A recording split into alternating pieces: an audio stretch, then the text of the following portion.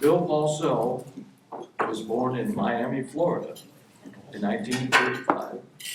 His family moved to Dallas, Texas in 1942, where he grew up. He completed his undergraduate degree at Texas Christian University in 1957. Hence the hat here. Got his MDiv in 1959, his MA in 1961, and received his PhD in 1965 from Vanderbilt University. He was awarded a Doctor of Divinity honorary degree from Bethany College, West Virginia. Bill taught as a professor of religion at Atlantic Christian College, now known as Spartan College, in Wilson, North Carolina, from 1962 to 1981, and then became Dean of Lexington Theological Seminary. He served in that role from 81 to 86, and in 1986 he was appointed president of the seminary and served in that capacity from 86 to 1992. Then he became senior minister of North Christian Church in Columbus, Indiana, and served there from 1992 to 1997. He has published 8 books: Taste and See, A Personal Guide to Spiritual Life, Letters from a Hermit, Tough Minds, Tender Hearts, 6 Prophets of Social Justice, Rules for Prayer, Disciples at Prayer, Let My Prayer Rise to God, Merton and the Protestant Tradition, Fons Vitae, Longing for God, An Introduction to Christian Mysticism. And he has edited 4 volumes of sermons by Matthew Kelty, Trappist monk, Cistercian Publications. Bill is now working on a volume to be called Forgotten Voices. Albert Schweitzer, Harry Emerson Fosdick, Jane Addams, and Margaret Fuller. Now, Bill isn't all just academics and ministry. He has a fun side as well. He has an interest in model trains. And he has an impressive layout in his basement, which he has shared with a number of us. So it is my pleasure this time to introduce Bill Paulsell.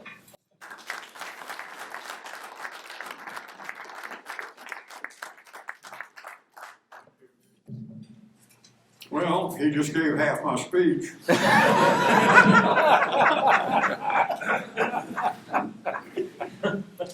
I assume the sound system's working okay, everybody can hear.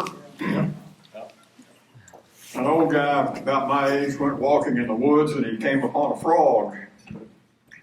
And the frog said, "If you kiss me, I will become a beautiful princess." Guy picked up the frog, looked at it, put it in his pocket, walked on. The frog said, "Hey, wait a minute, aren't you going to kiss me so I can become a beautiful princess for you?" The man said, "At my age, I'd rather have a talking frog."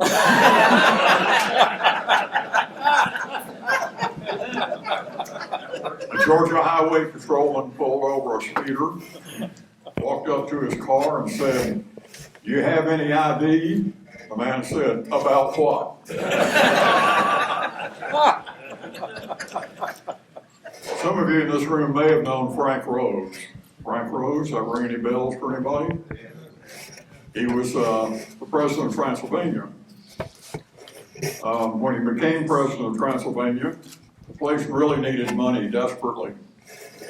So he went around Lexington calling all the rich people he could find, trying to get them to support Transylvania. He went to see one woman that had tons of money. She was very wealthy, but she had a reputation for never giving to anything. So he made his pitch and got the same response everybody else got: no. As he was leaving, walking out the door of her office, he turned around and he said, "Lady, if I were your age, I'd want to do something for my community before I died." Next morning, his phone rang. It was this woman. She said, "Dr. Rhodes, I've been up all night thinking about what you said. Come down to my office. Let's talk about it."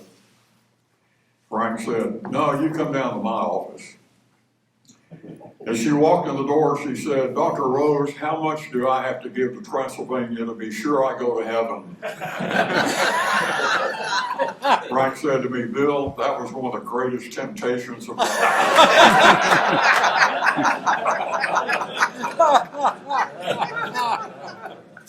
Well, good morning, gentlemen. It's nice to see so many people here on this bad weather day. In my career, I have preached in many churches. I've taught many classes. I've led many spiritual life retreats. I've been invited to give lectures at various places. And I presented some papers at professional meetings where criticism and debate are to be expected. The most frightening place I've ever had to speak is this breakfast. Why is that? Well, at these greetings, I've heard many of you talk about your lives, your faith, and the importance of church to you. I've been inspired by your stories. I see you every week at church and always enjoy chatting. However, at these breakfasts, some of you have really opened your souls to us. I talked to one person Thursday who had done that. And we have seen into depths that we did not know. And I have to tell you that you have inspired me in a variety of ways by the nature and the importance of your faith. And I'm just frankly not sure I can match that. As Tim said, I was born in Miami, 1935. I had caring and loving parents who were generous and supported me in everything I wanted to do. My father was successful in business, and I think he would have preferred that I enter that world. But I ended up spending my career in wonderful but underfunded organizations. Just before I began the second grade, the company transferred my dad to Dallas.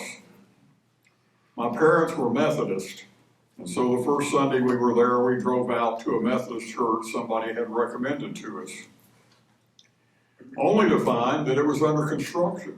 It was being built. There was nobody there yet.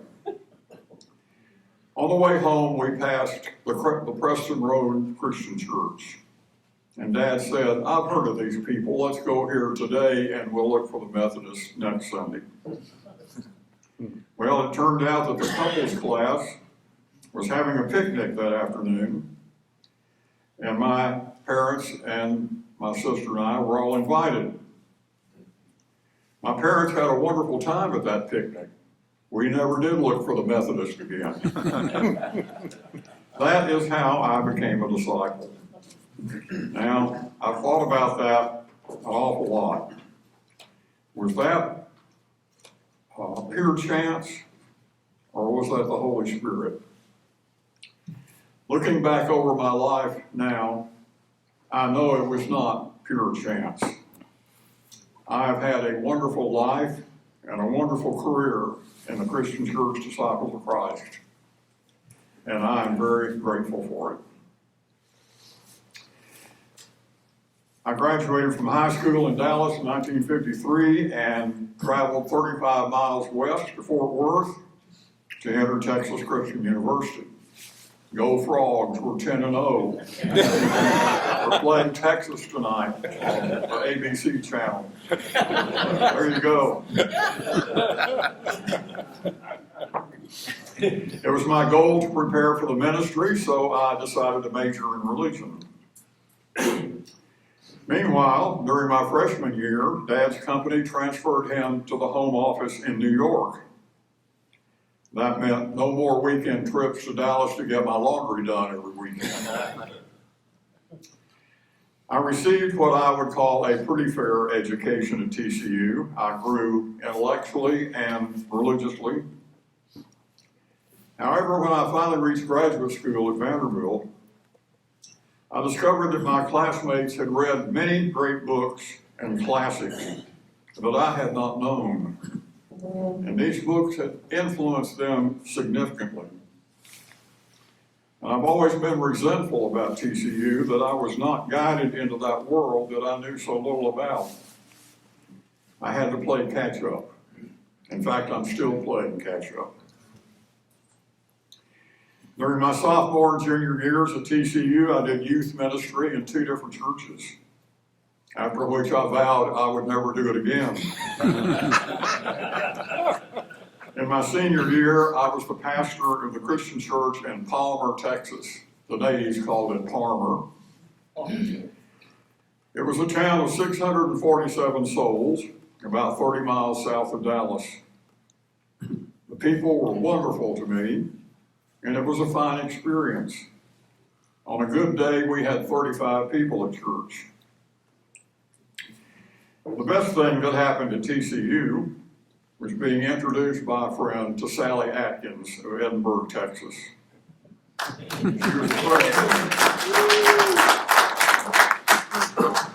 She was a freshman, and I was a junior. On our first date, we went to a movie at the theater across the street from the campus. As we walked back to her dorm, she asked me why I wanted to be a minister. I don't remember what I said. It probably wasn't very good at that stage. But something clicked in my head. This is the woman for me. We dated for the next 2 years, and as graduation loomed for me, I asked her to marry me. She knew I was planning to go to seminary at Vanderbilt. I had grown up in the Dallas-Fort Worth area and was ready to move on to something else. She knew that this would mean she would have to go to work while I was in school, and she was reluctant to stop her college education. Finally, she said she would marry me if I would promise that we would find some way for her to finish college, ultimately. Well, we did. And the rest of that story is amazing. She was a magna cum laude graduate at the college where I taught. She did a master's degree at North Carolina State University and a PhD from the University of Kentucky after we moved to Lexington. She finished her education in glory. Promise fulfilled. Well, back to the beginning. After the wedding, we moved to Nashville, one of the best decisions I ever made. Vanderbilt University was great. There, my mind was stretched far more than I thought possible. I think David said the same thing in the speech he gave here a few months ago. I became the pastor of the La Center Christian Church in Ballard County, Kentucky. For 3 years, we made a 3.5-hour drive up on Saturday morning and the same trip back late Sunday night. There were no interstate highways in those days. The people were wonderful, very supportive and friendly. I was ordained in that church in 1959. In Nashville, Sally worked as a secretary at the Methodist Board of Education, which was half a block from where we lived, and she had a wonderful boss that she worked for. In my entering class at Vanderbilt in the Divinity School that year, there were 60 of us, 59 men, 1 woman. That has really changed in seminaries these days. But all of us who were married had working wives, and we said we were going to give them their PhD degrees, put husband through. When I started on a PhD, I needed more time for study. And so we sadly left La Center, place we loved, and I became the pastor of the Christian church in Rochester, Kentucky, a small coal mining town in central Kentucky. My duties were to preach only twice a month, first and third Sundays, and visit the members on those Sunday afternoons. We enjoyed that congregation very much too. A man who was very important to me was Dr. Herman Norton, the Dean of the Disciples Divinity House, a facility that provided low-cost housing and scholarships for disciple students at Vanderbilt Divinity School. He ushered me through the admissions process, provided a full scholarship for me, eventually made me the house manager, which meant I didn't have to pay any rent anymore. He arranged for the LaCenter and Rochester churches, and he urged the president of Atlantic Christian College, a Disciple Liberal Arts College, to hire me as a professor. A few years after I left to come to Lexington, they changed the name of that college to Barton College, named after the man who was the first minister of this particular church, Simple Christian, Martin Douglas Stone. Dr. Norton was also my advisor on the PhD program, and he did an excellent job preparing me for the 2 weeks of qualifying exams we would have to take. We had 6 3-hour exams, Monday, Wednesday, Friday, and Monday, Wednesday, Friday. He also nursed me through the dissertation writing and advocated for me in the dissertation defense. I owe Herman Norton everything for my career. I can't say enough about Vanderbilt University. I received a tremendous, challenging education that has served me well through all of my ministries. My favorite professor as a teacher was Dr. Bard Thompson, professor of church history. He was the greatest teacher I had in 4 academic degrees. He not only taught me church history, he taught me how to teach it. I dedicated my book on mysticism to him. He is the one who took the first year church history class every year to spend a day at the Abbey of Gethsemane, a Trappist monastery near Bardstown, Kentucky. That was a life-changing experience for me. I went on 5 of those trips because they always needed transportation, and I had a car. We had 2 opportunities to meet and dialogue with Thomas Merton, their best-known monk and a highly productive and much appreciated spiritual writer. For the monks, their lives are ora et labora. That's Latin for prayer and work. There's some time for reading and study also in their day, but prayer and work take up the majority of it. They have 7 series of 7 services of prayer every day, beginning at 3:15 in the morning and ending at 8 p.m. at night. These are varying lengths. Some are 15 minutes, some are 45 minutes. In these services, they mainly chant the Psalms in the Old Testament and offer other prayers for the world. They do a variety of things for their work. At one time, it was largely farming. Later, they developed a cheese business, which was very profitable. Now, most of the monks are older, and they've switched to making fruitcake and fudge, which is much less labor-intensive. I've learned much from the monks, and have come to know some of them personally. I met some at historical meetings. I took college students to Gethsemane for weekend retreats, and often 1 or 2 of the monks would meet with them and talk about the spiritual life. For reasons I never understood, the monks asked me to speak to their whole community. I did 2 sets of lectures for them, with 4 presentations each. It was really ridiculous. What could I teach these men who had given up the possibilities of careers and families for lives of prayer and work? Some of those lectures became the beginnings of chapters in a book that I wrote later. I realized that I had serious work to do on my inner life. Vanderbilt stimulated my intellectual life, the monks stimulated my spiritual life. They taught me to pray the Psalms, which I've now done for over 50 years. They taught me that a deeper spiritual life requires tremendous self-discipline and focus.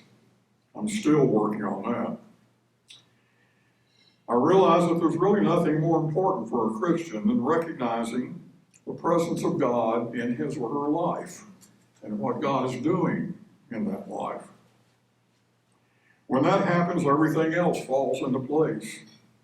Our prayer lives, our social justice work, our charitable efforts, our acts of compassion, our church life, and maybe even our theology. Sally and I have for many years spent a week each year at Gethsemane on retreat. We've also attended monthly meetings of a Thomas Merton discussion group at the monastery. All those things were stopped because of COVID, but they're beginning to resume now, and we look forward to getting back into them. Back at Vanderbilt, Stephanie was on the way, so the Atlantic Christian College job was essential. College was in Wilson, North Carolina, which was also the hometown of Hank Sneed. Hank gave us a tremendous speech at this event about what life was like for a black person in Wilson, North Carolina, and it was grim. And I found his speech extremely inspiring. When I was there in Wilson, Hank was in the Air Force, serving also some time in Vietnam. When he returned to Wilson, he enrolled in the college, but by then we had come to Lexington. When he enrolled at the seminary, I had just left to go to Indiana. When we finally connected at Central after I retired and moved back, we became very good friends. And it's a friendship that I treasure very highly. Tim mentioned my hobby, which I don't have anymore. I sold it all. I don't have time for it now with other projects I have going. But Hank and I used to go to train shows in Indianapolis and Louisville and Cincinnati. And on the way to those shows, we would talk about what we'd be looking for, what we might buy. On the way home, we always ended up talking about Central Christian Church the rest of the way. And those were wonderful conversations. I still stay in touch with Hank. In fact, I talked to him on the phone this week. Stephanie was born in December of my first year at college. She was a remarkable young woman. She eventually did a PhD at the University of Chicago and now teaches at Harvard Divinity School. Our other daughter, Diane, came along 3.5 years later and is now Vice President of APT Associates, which does social policy research in 50 countries throughout the world. The master's degree in public administration she did at New York University has served her well. I love teaching. I love teaching more than anything I've ever done. Whenever I'm in a small group and we go around the table or around the circle to introduce ourselves, I always introduce myself as a retired school teacher. Teaching religion to students from Eastern North Carolina in college, most of whom grew up in fundamentalist churches, was very challenging. At the college, all students were required to take a semester of Old Testament and a semester of New Testament. That was the only religion requirement in the college. But I taught a lot of those. And I wanted to use the best scholarship available. That meant the students would hear new ideas about the Bible. First issue was, how was the Bible written? Many of these students had grown up in churches where they were taught that God dictated the Bible to a few inspired writers. And so it was a complete book, a single point of view all the way through. Well, that's an interesting belief, but it's hard to hold up. First of all, we looked at the first chapter of Genesis, which tells us the world was created in 6 days, and male and female were created in the image of God. Okay. But then we turned to chapter 2 of Genesis. And there we were told that the world was created in just 1 day, and only man was created, no female. So you have two very different stories of the creation of the world here.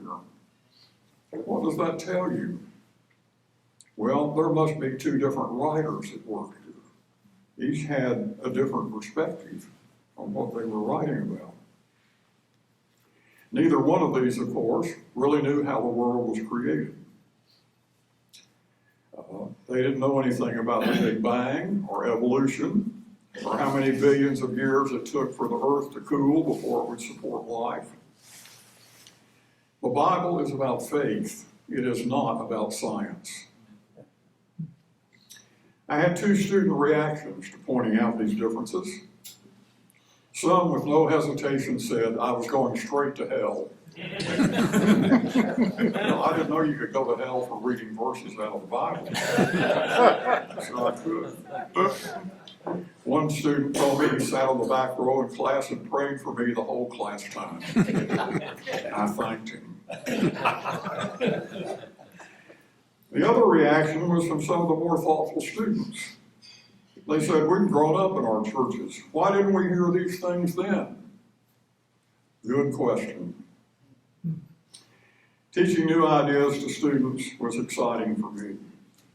New ideas were often unnerving, sometimes disorienting, but in time they developed depth and maturity in people. When I was finally able to teach in my particular field of church history, the students discovered that the way we do church today is not the way it's always been done. It's been done in a huge variety of different ways over 20 centuries. 1981, we moved to Lexington, and I became the dean at LTS, a job I thoroughly enjoyed.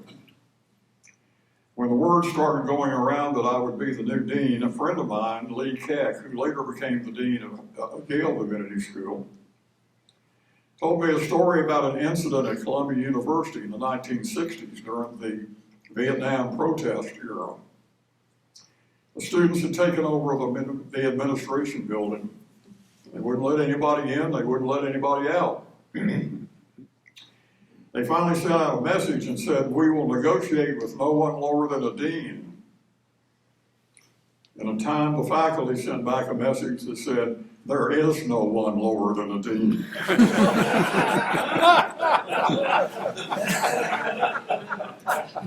Well, as dean, I was able to do some teaching. I didn't teach a full load. I taught a part-time load, which I enjoyed very much. Working with Wayne Bell was a marvelous experience. I learned a tremendous amount from him. His successor was Dan Cobb, somebody I had known previously. And he might have been a good president, but he died unexpectedly in the middle of his first year. He actually had gone to a UK basketball game, came out of Rupp Arena and passed out, was taken to the hospital and died. His son, David Cobb, was actually here Thursday for the Pennybacker funeral. And so I had a nice visit with David and his wife who were here. David and Stephanie were students at the same time at the University of Chicago, and so they've known each other well. The search committee interviewed several candidates and chose me as the new president. I never applied for it, I never asked for it, but they asked me to do it. And I gave it my best effort for 5 years. I think I accomplished some good things. However, I lost all touch with the students and was not able to teach anymore. I traveled a lot, met some great people, but money raising was not my strongest talent, and it was not my idea of fun. I needed to do something else. When I went to TCU as a very green freshman, my intention was to be a local church pastor, and I did enjoy the churches where I did serve as a pastor. I decided I would like to finish my career in that office. So we moved to Columbus, Indiana, to North Christian Church, where Sally and I served for 5 years, to be succeeded by the Reverend David Shirey and Jenny. I was arrogant enough to believe that I could promote some renewal in the Disciples denomination, which was declining in membership. We loved the church and the people. It was a great time there. I was a little put off when people told me that they were happy I decided to go back into the ministry. I thought everything I'd been doing was ministry. I became involved in the community, served on some boards, had some wonderful ministerial colleagues in town. 6 of us had breakfast every Thursday morning. We called ourselves the Bubbas. We had a disciple Bubba, 2 Presbyterian Bubbas, an Episcopal Bubba, a Methodist Bubba, and a Baptist Bubba. We supported each other in our ministries, and when any one of us got in trouble or had a hard time, the rest of us would rally around and provide whatever support we could. When retirement came, we were very anxious to get back to Central. We had missed Central tremendously. I've been involved in lots of churches over my career, and there is no church anywhere else like Central, let me tell you. This is a great place. We came back to Lexington, and I flunked retirement. I taught full-time at LTS for 4 more years, and part-time now and then.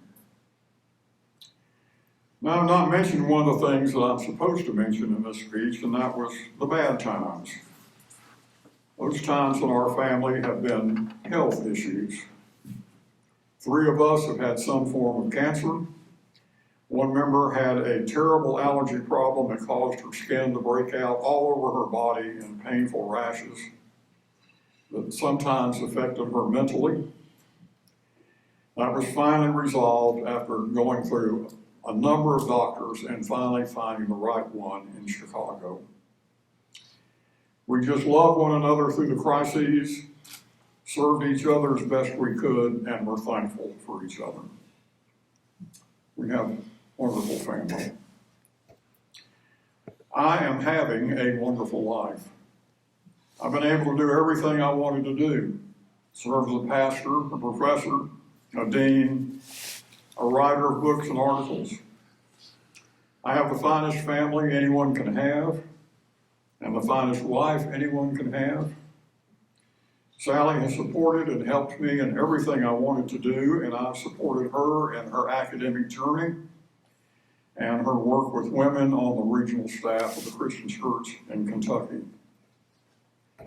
I'm now very confident that God was with me all along the way. Who can ask for more than that? Amen. Amen.